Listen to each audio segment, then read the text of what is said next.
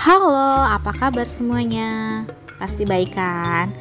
Di video kali ini saya akan menceritakan film yang berjudul So Undercover. I'm so undercover.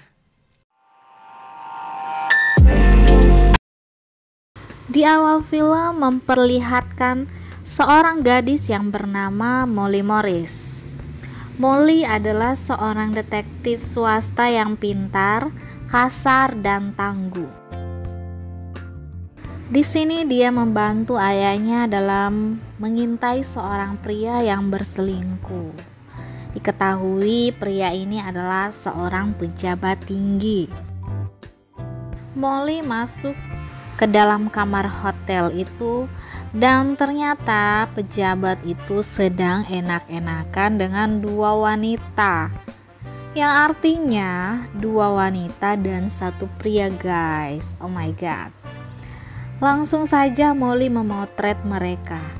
Dalam aksinya ini Molly ketahuan dan melarikan diri. Kemudian scan beralih di dalam sebuah rumah makan. Di sini Molly bertemu dengan seorang pria yang adalah anggota FBI yang bernama Armond Ranford. Armond menawarkan pekerjaan kepada Molly untuk mengambil chip yang dibawa Alex Patron. Di dalam chip itu memuat informasi tentang tindak kejahatan seorang mafia besar. Sehingga benda itu sangat penting bagi FBI, tentunya dengan imbalan uang. Awalnya Molly menolak, tapi ketika dia melihat ayahnya terlilit hutang, Molly menerima tawaran tersebut.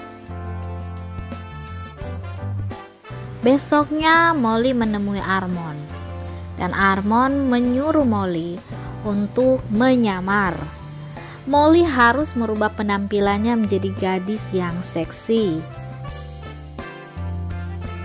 dan menempuh pendidikan di perguruan tinggi. Molly juga menerima identitas barunya sebagai Brooke Stonebridge. Nice. I'm Brooke Stonebridge.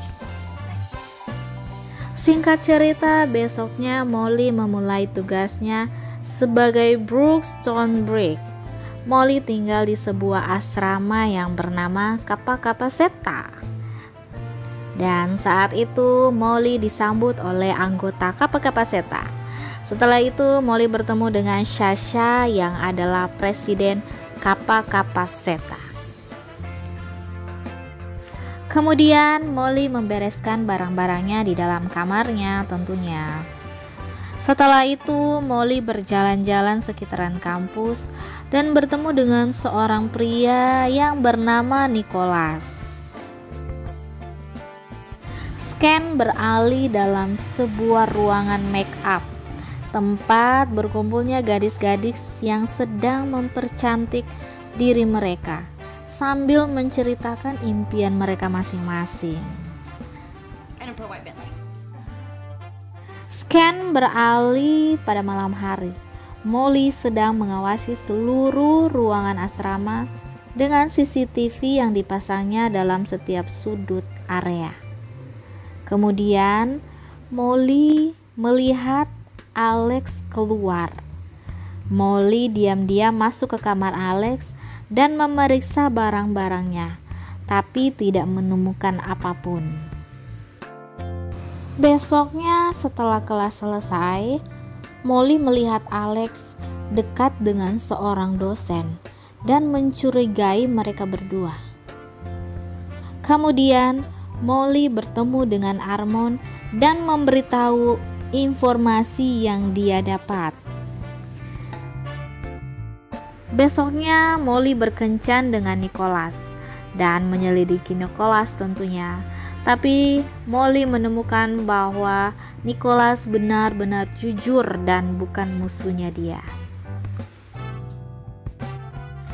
Besoknya anggota asrama mereka harus menjual 100 boneka dengan cara apapun. Berkat kecerdikan Molly, Molly berhasil menjual semua boneka dengan cara yang cukup unik. Molly mengancam akan memberitahu istri seorang dosen yang berselingkuh dengan mahasiswinya sendiri dengan beberapa foto yang Molly ambil. Melihat itu semua, Sasha mulai iri hati dan menjebak Molly sebagai pencuri. Molly kemudian menyelidiki siapa Sasha sebenarnya dan menemukan bahwa Sasha selama ini memalsukan identitasnya, dan Sasha pun mengakui kesalahannya.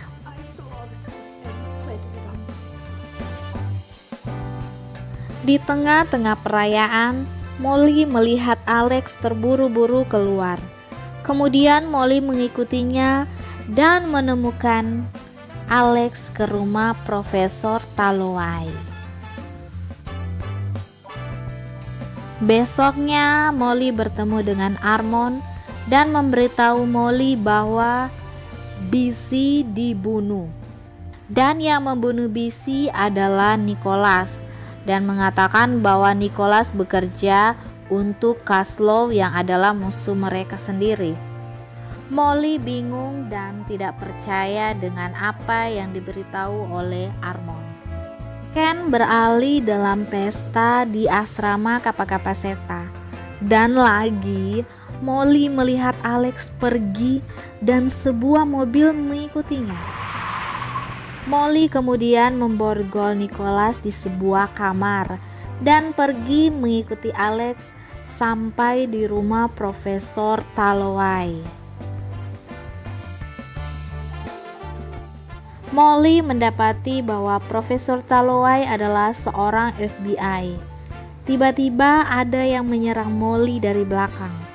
Molly mulai curiga itu adalah Armond. Kemudian Molly menemukan Profesor Talloway tertembak dekat danau. Profesor memberitahu Molly bahwa Alex dibawa oleh Armond. Kemudian Molly bertemu dengan Armond dan menawarkan buku besar itu. Besok paginya anggota FBI datang dan mengambil alih kasusnya. Tapi Molly menolak dan bekerja sama dengan FBI untuk menangkap Armond. Molly juga meminta teman-teman asramanya untuk membantunya. Kemudian Molly masuk ke dalam mobil Armond dan menemukan Alex sedang disandera. Kemudian mereka pergi ke asrama untuk menemukan buku besar itu. Di sini ayah Molly membantunya. Tiba-tiba Nicholas datang dan meminta penjelasan Molly, tapi Armond malah memukulnya. Dan kemudian Molly menyemprot semprotan merica yang ternyata itu bukan semprotan merica. Kemudian Molly mendorong Armond. Kemudian Armond meledakkan mobil yang di dalamnya masih ada Alex. Tiba-tiba Armond jatuh dan berhalusinasi. Teman-teman Molly datang bersama Alex yang selamat. Alex selamat dengan bantuan teman-temannya. Molly mengambil chipnya dari Alex dan Armond pun ditangkap. FBI terkesan apa yang dilakukan Molly dan mengajak Molly bekerja dengan FBI. Tapi Molly menolaknya dan memilih tetap melanjutkan kuliahnya. Molly juga membuat ayahnya kembali bekerja di kepolisian. Molly tetap berkencan dengan Nicholas dan film pun berakhir. Terima kasih sudah nonton video ini. Bye-bye.